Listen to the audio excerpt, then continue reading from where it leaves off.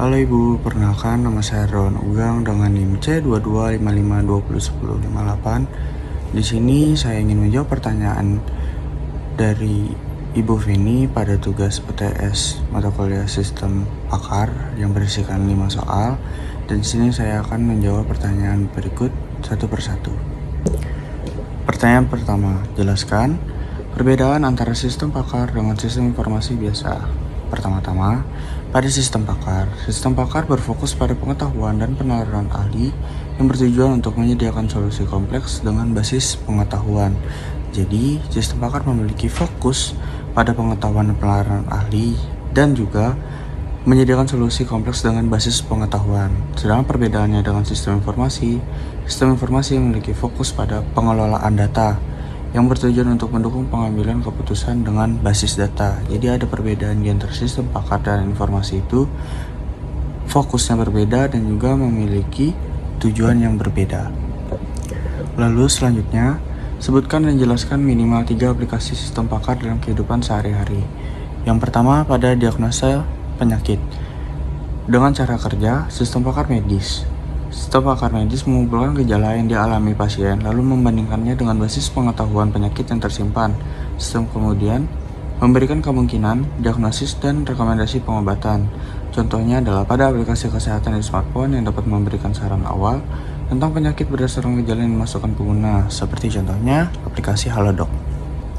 Lalu yang kedua adalah perbaikan perangkat elektronik. Dengan cara kerja, sistem pakar ini membantu teknisi dalam mendiagnosis kerusakan pada perangkat elektronik dengan memasukkan gejala kerusakan. Sistem akan memberikan petunjuk langkah-langkah perbaikannya. Contohnya adalah aplikasi bantuan perbaikan komputer dan smartphone yang dapat membantu pengguna mengidentifikasi masalah pada perangkat mereka dan memberikan solusi seperti aplikasi UpToDate. Lalu yang ketiga itu ada aplikasi rekomendasi produk. Dengan cara kerja pada sistem pakar e-commerce menganalisis preferensi pengguna berdasarkan riwayat pembelian, perilaku browsing, dan data demografi. Sistem kemudian memberikan rekomendasi produk yang relevan, contohnya seperti fitur produk yang sering dibeli bersama atau rekomendasi untuk Anda di situs belanja online seperti aplikasi Shopee, Lazada, dan Tokopedia. Lalu pertanyaan berikutnya adalah, apa peran knowledge base dalam sistem pakar dan bagaimana perbedaannya dengan inference engine? Kita mulai dari knowledge base terdahulu. Knowledge base adalah komponen utama dalam sistem pakar yang berfungsi sebagai gudang penyimpanan segala informasi, fakta, aturan, dan relasi yang relevan dengan domain pengetahuan tertentu. Juga memiliki peran sebagai penyimpan pengetahuan, memberikan informasi, dan mendukung proses inferensi.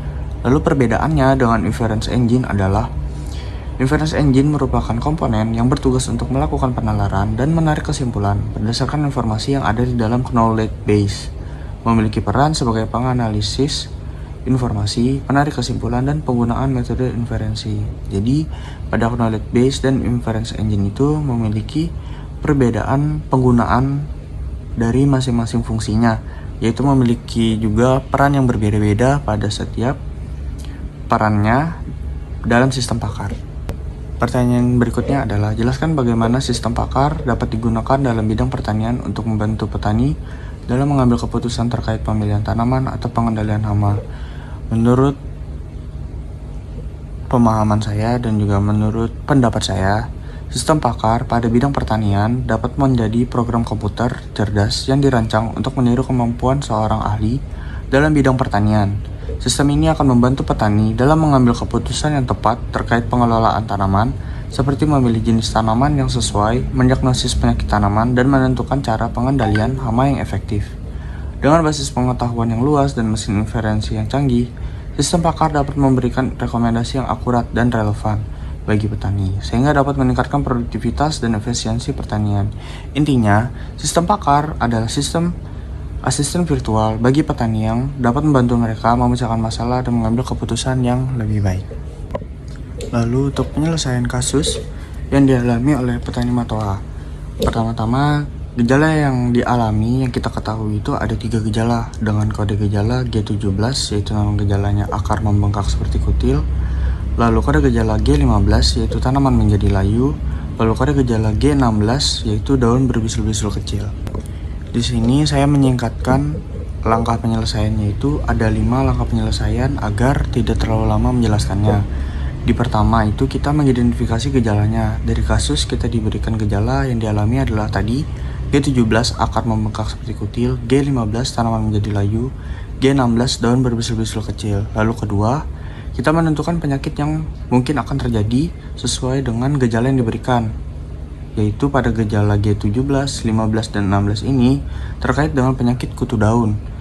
Lalu yang selanjutnya, kita melakukan penilaian pada keyakinan setiap gejala, yaitu berdasarkan dari tabel terminasi yang diberikan, yaitu G15 itu memiliki nilai yakin dengan CF 0,6, lalu G16 itu memiliki nilai yakin dengan CF 0,6 juga, lalu G17 itu memiliki nilai kurang yakin dengan CF 0,4. Lalu pada proses yang keempat, yaitu dengan menghitung CF kombinasi, digunakanlah rumus kombinasi CF yang kita ketahui untuk dua gejala pertama, yaitu CF combine sama dengan CF1 ditambah CF2 dikali dalam kurung 1 min CF1. Dengan langkah pertamanya yaitu kita gabungkan CF untuk G15 dan G16, yaitu ditemukanlah hasil bahwa hasilnya adalah 0,84. Lalu pada langkah keduanya, hasil 0,84 itu kita combine lagi, yaitu kita gabungkan hasilnya dengan CF dari G17 yang ditemukan, yaitu hasilnya adalah 0,904. Dengan hasil akhirnya, kita dapat menemukan bahwa kemungkinan tanaman mawar tersebut terkena penyakit kutu daun adalah 90,4% atau 0,904 dalam nilai desimal. Sekian presentasi dan juga jawaban menurut pendapat saya. Saya harap jawaban saya ini dapat mendekati tepat ataupun benar. Saya harap juga jawaban ini dapat menjadi penilaian dari Ibu Feni agar menjadi penilaian yang baik dalam UTS saya. Sekian dan terima kasih.